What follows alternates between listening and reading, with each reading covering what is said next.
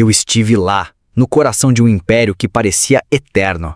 As ruas de Roma ainda estavam cobertas de mármore, as estátuas erguidas para os deuses e imperadores brilhavam sob o sol e a multidão lotava os anfiteatros para assistir aos espetáculos. Roma era a senhora do mundo, a cidade que ditava as leis, a língua, a moeda e até mesmo a cultura dos povos conquistados. Nada, absolutamente nada, parecia capaz de derrubar tamanha grandeza. Mas eu vi, com meus próprios olhos, como esse gigante começou a se despedaçar, pouco a pouco. Não foi um único golpe, não foi uma batalha decisiva ou uma traição inesperada. A queda de Roma foi uma tragédia lenta, como uma estátua de pedra que começa a rachar até desmoronar por completo. O império mais poderoso da antiguidade foi corroído por dentro, pela corrupção de seus líderes, pela sede insaciável de poder, pela decadência moral e pelas pressões externas que jamais poderiam ser contidas apenas com espadas e muralhas. As legiões, antes temidas de uma ponta a outra do mundo, começaram a enfraquecer. As fronteiras, antes seguras e impenetráveis, se tornaram vulneráveis. Povos inteiros, antes chamados de bárbaros, agora batiam as portas da cidade eterna. E quando finalmente entraram, não o fizeram como meros invasores, mas como catalisadores de um fim que já estava escrito. Eu caminhei pelas ruas silenciosas de Roma após o saque dos visigodos em 410. O cheiro de fumaça e de sangue ainda pairava no ar. Templos profanados, palácios destruídos, famílias inteiras fugindo em desespero. Ali, percebi que Roma já não era mais Roma. Era apenas uma sombra de si mesma. E assim, o maior império da história se despedaçou. Mas a pergunta que fica é: como um poder tão absoluto pôde ruir de forma tão humilhante? Para entender a queda, precisamos voltar ao auge, ao tempo em que Roma parecia invencível, mas já carregava dentro de si as sementes de sua própria destruição. Roma, a cidade eterna que dominava o mundo, espalhando suas legiões, suas leis e sua língua por continentes inteiros. Mas por trás das glórias, dos triunfos e dos mármores reluzentes, havia rachaduras profundas, invisíveis para os que se deixavam enganar pelo poder absoluto. Neste vídeo, vou levar você a uma viagem através do tempo para mostrar como o maior império da história não caiu de repente, mas lentamente, corroído por crises internas, corrupção, batalhas intermináveis e povos bárbaros que batiam às suas portas. Você vai descobrir como Roma passou de invencível a vulnerável, de senhora do mundo a cidade saqueada, e como mesmo após a queda, seu legado continuou moldando o mundo que conhecemos hoje. Então, antes de mergulharmos nessa história épica, quero que você se inscreva no canal, ative o sininho e deixe nos comentários de qual país e cidade você está nos assistindo. Isso vai me ajudar a saber de onde vem cada viajante do tempo que embarca comigo nessa jornada. E se você curte histórias de impérios, batalhas e lendas que marcaram a humanidade, deixe seu like, porque essa é a forma de me dizer que quer mais vídeos como este. Prepare-se, porque a queda de Roma não é apenas um capítulo da história. É um alerta sobre como mesmo as maiores civilizações podem sucumbir. E entender isso pode mudar a forma como vemos o mundo de hoje. Eu estive em Roma no auge de sua glória, quando cada pedra parecia sussurrar histórias de conquistas e poder. As legiões marchavam com disciplina impecável, e a cidade inteira pulsava com a energia de um império que não conhecia rival. Estradas que cruzavam continentes, aquedutos que levavam água cristalina para milhares de habitantes e edifícios de mármore que desafiavam o tempo, tudo refletia a supremacia romana. Era fácil acreditar que Roma seria eterna. As fronteiras se estendiam de um oceano ao outro. Da Britânia às areias do Egito, cada território conquistado trazia riqueza, escravos, produtos exóticos e tributos que enchiam os cofres do império. As cidades provinciais imitavam Roma em arquitetura e costumes, e a Pax Romana parecia consolidada. O mundo estava sob o domínio romano, e qualquer resistência era esmagada com precisão militar e fria eficiência. Eu caminhei pelos fóruns cheios de vida, ouvindo senadores discutir políticas que moldariam continentes. Roma não era apenas uma cidade, era a encarnação do poder humano. O Coliseu rugia com o som de multidões sedentas por espetáculo, gladiadores lutavam por honra e sobrevivência, e o imperador era tratado como figura divina. Tudo parecia inabalável, imune ao tempo e à ambição de outros povos. Mas, enquanto Roma brilhava externamente, percebi fissuras internas. O governo central, embora poderoso, começava a se entorpecer em disputas pelo trono.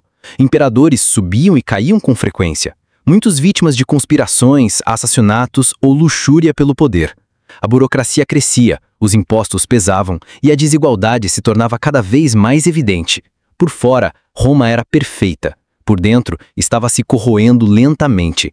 As legiões, antes formadas por cidadãos romanos disciplinados, começaram a recrutar soldados bárbaros para manter suas fronteiras seguras. Havia força nos números, mas a lealdade estava diluída. Eu assistia a soldados de culturas e idiomas diferentes marchando juntos, mas sem a mesma paixão que movia os legionários de outrora. A máquina de guerra romana ainda funcionava, mas não tinha mais o mesmo coração. A economia, impulsionada pelo comércio, era vibrante. Eu via mercados cheios de especiarias, seda, vinho e azeite, produtos que vinham de lugares tão distantes quanto a Índia e o norte da África. Mas junto à riqueza crescia a corrupção. Prefeitos e governadores enriqueciam às custas do povo, desviando tributos e explorando os mais pobres. Roma era grandiosa, mas estava pagando um preço por sua própria prosperidade. A cultura florescia. Artes, literatura, teatro e filosofia eram celebradas. Eu presenciei poetas declamando versos sobre os feitos de heróis lendários, enquanto arquitetos criavam obras que desafiavam a imaginação. A religião oficial era poderosa, mas novas seitas e cultos se espalhavam, questionando antigos deuses e promovendo mudanças silenciosas na mentalidade romana. Era um império vivo, vibrante, mas vulnerável. Apesar do brilho, os sinais de instabilidade estavam lá para quem quisesse ver. Revoltas provinciais, disputas internas e pressões externas já ameaçavam o que parecia inquebrável. Eu percebi que Roma, por mais forte que fosse, carregava dentro de si sementes de destruição. Cada conquista, cada luxo e cada vitória escondiam fissuras profundas que ninguém ousava enfrentar. E então, enquanto caminhava por ruas iluminadas por tochas e adornadas por estátuas, compreendi algo crucial. A força de Roma não estava apenas em suas legiões, mas na sua capacidade de inspirar lealdade, medo e admiração. Quando essa chama começasse a se apagar, o império não cairia de um golpe, mas se desintegraria como uma vela derretendo sob o calor da própria grandiosidade. O auge de Roma era fascinante, quase sobrenatural, mas eu sabia que nada que é construído pelo homem é eterno. As muralhas podiam ser imponentes, os exércitos numerosos e a riqueza infinita, mas quando a corrupção, a decadência e os inimigos externos se alinhassem, até o maior império da história estaria vulnerável. E essa vulnerabilidade estava prestes a se manifestar de forma dramática e irreversível. Eu caminhei por Roma quando seus palácios estavam repletos de luxo, mas por trás das cortinas douradas, vi o que ninguém queria admitir. A corrupção havia se enraizado no coração do império. Imperadores subiam ao trono não pelo mérito, mas por intrigas, alianças e assassinatos cuidadosamente planejados. A ambição cegava os poderosos, e a justiça se tornava uma mercadoria que podia ser comprada por ouro ou influência. Eu presenciei senadores e governadores enchendo os próprios bolsos enquanto o povo sofria com impostos cada vez mais pesados. A cidade, que parecia um modelo de administração, escondia desigualdade, fome e descontentamento nas províncias. As riquezas do império eram imensas, mas distribuídas de maneira injusta, favorecendo a elite e condenando a população comum a uma vida de dificuldades e medo. As reformas tentadas pelos imperadores muitas vezes fracassavam ou eram distorcidas por interesses particulares. Eu vi exércitos mal pagos, soldados revoltados, líderes provinciais negligentes e cidades rebeldes que não obedeciam às ordens de Roma. O que antes era um império coeso e disciplinado começava a fragmentar-se silenciosamente, enquanto os governantes fingiam que tudo estava sob controle. A moralidade, antes uma pedra fundamental da sociedade romana, estava em declínio. Eu notei festivais extravagantes, jogos intermináveis e entretenimentos que distraíam a população das falhas do governo. A busca pelo prazer e pelo luxo tornou-se um vício nacional, corroendo o senso de dever e a disciplina que uma vez sustentaram Roma. A cidade, que fora exemplo de ordem e rigor, agora parecia uma coxa de retalhos de excessos e fraqueza. A religião, que deveria unir e fortalecer o império, também se fragmentava. Novos cultos e filosofias questionavam os antigos deuses e tradições. Eu testemunhei templos dedicados a deuses romanos ainda de pé, enquanto cultos estrangeiros cresciam em popularidade, incentivando a diversidade espiritual, mas também enfraquecendo a coesão social. Roma, antes unida sob uma identidade cultural clara, começava a se perder em sua própria pluralidade. A economia, embora ainda vibrante, mostrava sinais de desgaste. Eu vi moedas desvalorizadas, tributos cada vez mais pesados e negociações cada vez mais injustas. Comerciantes e fazendeiros eram explorados e a riqueza se concentrava nas mãos de poucos. A corrupção não apenas corroía o governo, mas também ameaçava a base econômica que sustentava a grandeza do império. Enquanto eu caminhava pelos mercados e fóruns, percebi que o orgulho romano se transformava em arrogância. A confiança cega na própria invencibilidade fazia líderes subestimarem ameaças externas e internas. Invasões menores eram ignoradas, revoltas provinciais eram reprimidas tarde demais, e os avisos daqueles que realmente conheciam os perigos eram frequentemente silenciados ou desprezados. A decadência política e moral era acompanhada de um enfraquecimento militar. Eu assisti à formação de legiões menos disciplinadas, muitas vezes compostas por mercenários de lealdade duvidosa. A estratégia e a experiência que antes garantiam vitórias precisas começaram a falhar. E Roma, que outrora inspirava medo, agora era alvo de desconfiança até mesmo entre seus aliados.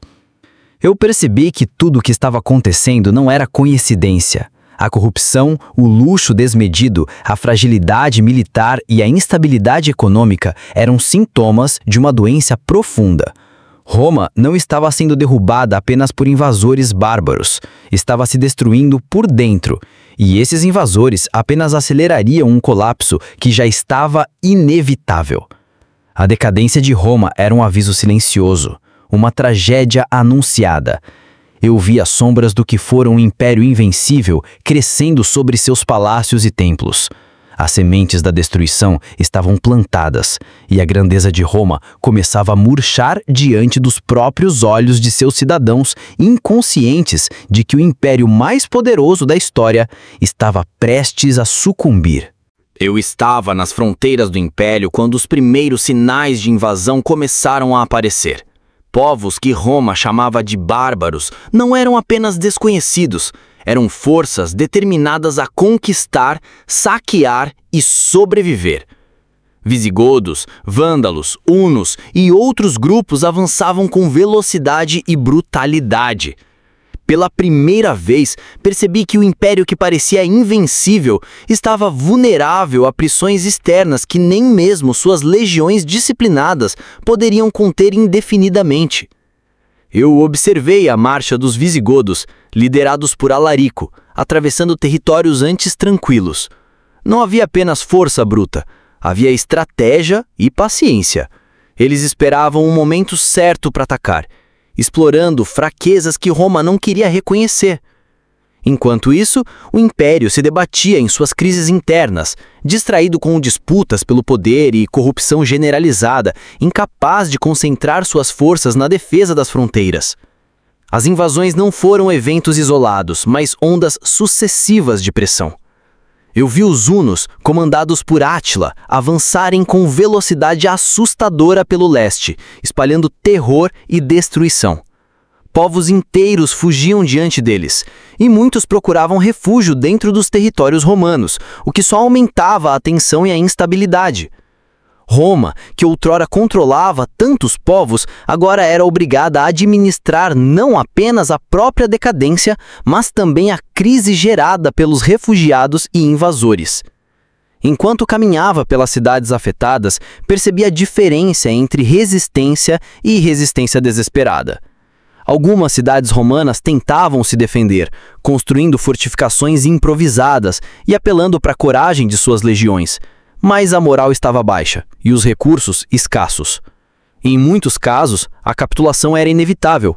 Roma, que outrora absorvia territórios conquistados e os integrava, agora não conseguia sequer proteger o que já possuía. O saque de Roma em 410 pelos visigodos foi um momento que eu jamais esquecerei. Caminhando pelas ruas incendiadas, senti o cheiro de destruição, o medo dos habitantes e o silêncio das praças outrora vibrantes. Não era apenas um ataque militar, era o símbolo de que o invencível império havia perdido sua aura de eternidade.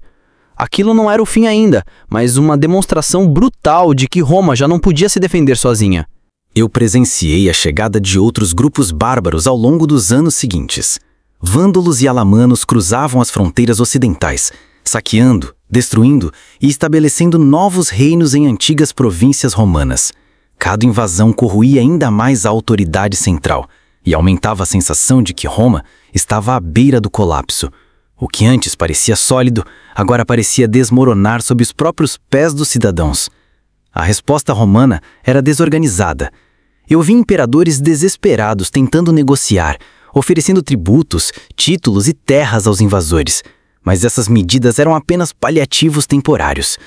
A força, que outrora garantia respeito, agora dependia de concessões e subornos. O prestígio romano se dissolvia, enquanto os bárbaros percebiam que poderiam extrair riqueza e território com facilidade, sem enfrentar resistência significativa. As legiões romanas, antes sinônimo de disciplina e poder, estavam desgastadas e sobrecarregadas. Eu acompanhei batalhas onde soldados desmotivados enfrentavam invasores motivados pela sobrevivência e pela oportunidade. A estratégia romana, que antes garantia vitórias decisivas, falhava repetidamente diante da adaptabilidade e da ousadia dos bárbaros. Roma estava perdendo não apenas cidades e territórios, mas também a confiança em si mesma. Cada invasão deixava cicatrizes profundas. Eu vi a população civil sofrer, fugir ou ser escravizada. Templos, palácios e mercados eram destruídos ou saqueados. O que restava de Roma era uma sombra do império que já fora. E a sensação de inevitabilidade crescia. A queda completa do Ocidente era apenas questão de tempo. E assim, as invasões bárbaras aceleraram o colapso de Roma.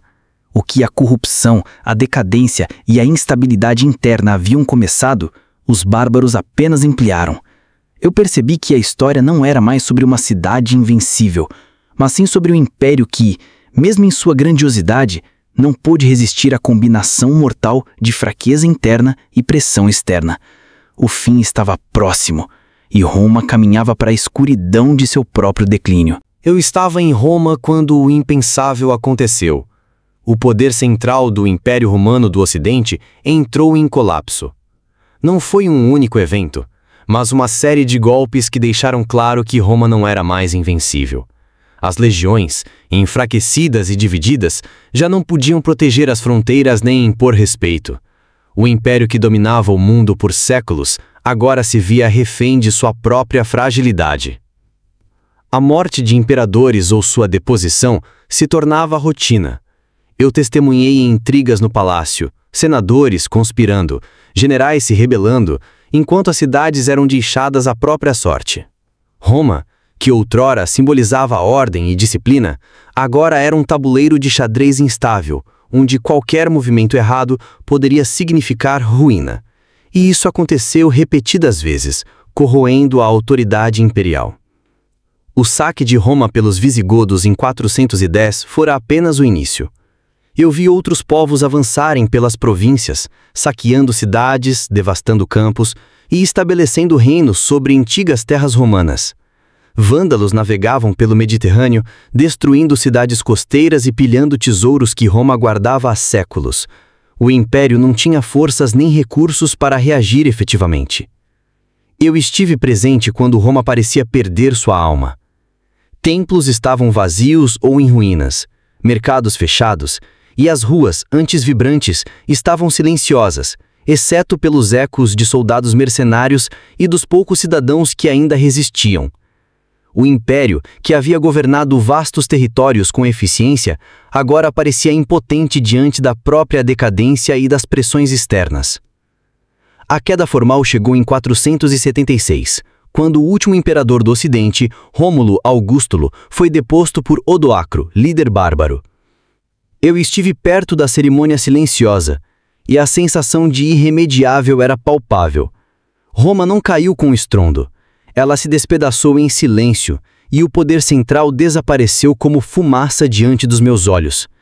Era o fim de uma era, mas o começo de algo novo. Eu percebi que, mesmo com a destruição, Roma não desapareceu completamente. A cultura, a arquitetura, o direito e a língua continuaram a influenciar os povos que agora governavam as antigas províncias. Os bárbaros que tomaram o poder muitas vezes se tornaram romanos em costumes e administração, e assim o espírito do império persistiu, mesmo após esse seu colapso formal. O colapso do Ocidente não apagou as memórias de conquistas, vitórias e glórias. Eu caminhei por ruínas que contavam histórias de batalhas lendárias, tratados políticos, avanços tecnológicos e culturais que moldaram toda a Europa. Roma, mesmo caída, continuava a ensinar lições sobre poder, decadência e sobrevivência. Eu vi, no entanto, que a queda também trouxe sofrimento. População escravizada, cidades arruinadas, fome e medo eram a realidade diária para muitos. Roma deixou um vazio de poder que demoraria décadas para ser preenchido, e o caos se espalhou por regiões antes pacíficas. O fim do Ocidente foi doloroso e desordenado, mas inevitável diante da combinação de corrupção interna e invasões externas. E enquanto refletia sobre a magnitude desse colapso, entendi algo fundamental. Nenhum império é eterno.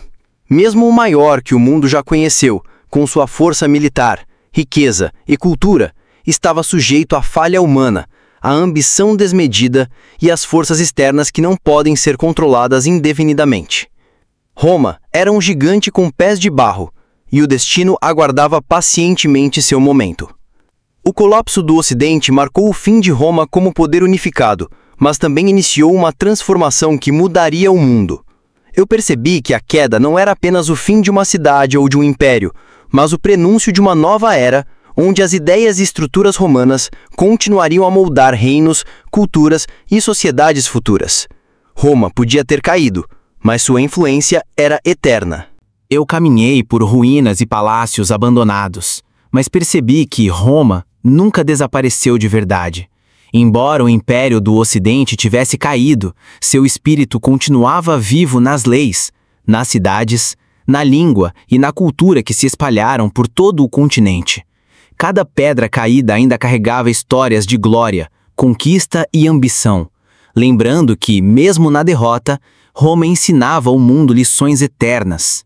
A administração romana, os códigos legais e a organização urbana foram absorvidos pelos povos bárbaros que assumiram o poder. Eu vi reinos germânicos adotando o direito romano, governando cidades com práticas que Roma havia aperfeiçoado durante séculos. O império caía politicamente, mas continuava a moldar a sociedade de maneiras sutis e profundas, como uma sombra que recobria o futuro.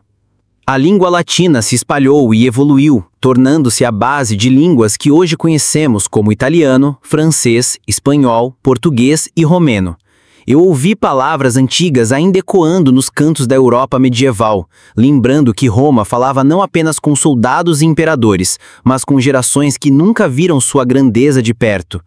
O império estava morto, mas sua voz ainda era ouvida. Eu observei a influência romana na arquitetura e engenharia. Estradas, aquedutos, pontes e anfiteatros continuaram a servir como modelos para construções futuras. Catedrais, castelos e cidades medievais foram moldadas pelo conhecimento técnico e estético que Roma deixou como legado. Mesmo em ruínas, o império continuava a ensinar a humanidade a sonhar grande. A religião também carregou seu peso. O cristianismo, que Roma inicialmente perseguiu, tornou-se a fé dominante na Europa após a queda do Ocidente. Eu vi igrejas erguidas sobre antigas bases romanas e monges estudando textos clássicos, preservando a sabedoria antiga enquanto moldavam uma nova era. Roma, mesmo caída, continuava a guiar o espírito humano. A memória de suas batalhas, de seus heróis e de sua disciplina militar inspirou exércitos e líderes por séculos. Eu ouvi histórias de generais que estudavam táticas romanas para conquistar territórios no futuro, e imperadores que buscavam imitar a grandeza e a ambição do império caído. Roma se tornou uma referência eterna, um padrão de poder e organização que ninguém poderia ignorar. Arte, literatura e filosofia continuaram a viajar pelos séculos. Eu encontrei manuscritos romanos sendo copiados em mosteiros medievais, preservando não apenas conhecimento, mas também a capacidade de pensar, planejar e criar. A civilização romana se transformou em cultura universal, influenciando gerações que jamais pisaram em suas ruas. Mesmo nas mudanças políticas, Roma nunca deixou de existir no imaginário das pessoas. Eu percebi reis, imperadores e líderes tentando recriar a aura do poder romano, seja no Sacro Império Romano Germânico, seja nas cidades-estado italianas, ou mesmo nas ambições de exploração e colonização séculos depois. O império havia caído, mas sua ambição era imortal. E enquanto refletia sobre tudo isso, compreendi que a queda de Roma não foi um fim definitivo, mas uma transformação. O império que parecia desaparecer tornou-se a fundação de novas culturas, novas nações e novas formas de governo. Eu vi que o verdadeiro poder de Roma não estava apenas em conquistar territórios, mas em moldar a história do mundo, mesmo após sua morte política. O legado eterno de Roma é a prova de que a grandeza não se mede apenas por conquistas imediatas, mas pelo impacto duradouro que deixa sobre a humanidade. Eu caminhei por essas ruas silenciosas, ruínas e monumentos, sentindo que Roma ainda respirava em cada ideia, cada lei e cada construção que atravessou os séculos. Mesmo despedaçada, Roma continuava a ser a cidade eterna, ensinando ao mundo que mesmo os impérios podem morrer, mas suas ideias podem ser imortais. Caminhando pelas ruínas de Roma, senti o peso de séculos de glória e destruição. O maior império que o mundo já conheceu não desapareceu de repente, mas se despedaçou lentamente, corroído pela corrupção, decadência e pelas invasões bárbaras. Vi com meus próprios olhos que nem a força militar, nem a riqueza, nem a grandiosidade das cidades podem garantir eternidade. Roma nos ensina que até os maiores impérios têm limites e que a vulnerabilidade humana sempre encontra uma maneira de se manifestar. Mas a história de Roma não é apenas de ruínas e derrota. Eu percebi que o espírito do império, sua cultura, leis, língua e ideias transcenderam o tempo e continuaram a moldar o mundo que conhecemos hoje. Cada rua, cada aqueduto, cada texto preservado é prova de que a grandeza verdadeira não se mede apenas pelo poder imediato, mas pelo impacto duradouro sobre a humanidade. Mesmo caída, Roma ainda fala conosco, nos lembrando de ambição, disciplina e legado. E assim, ao olhar para o horizonte da cidade eterna, compreendi a lição mais importante. Impérios podem cair, reis podem desaparecer, mas ideias podem sobreviver para sempre. Roma se despedaçou, mas seu eco atravessa séculos, lembrando que toda glória, por maior que seja, deixa uma marca que o tempo jamais poderá apagar.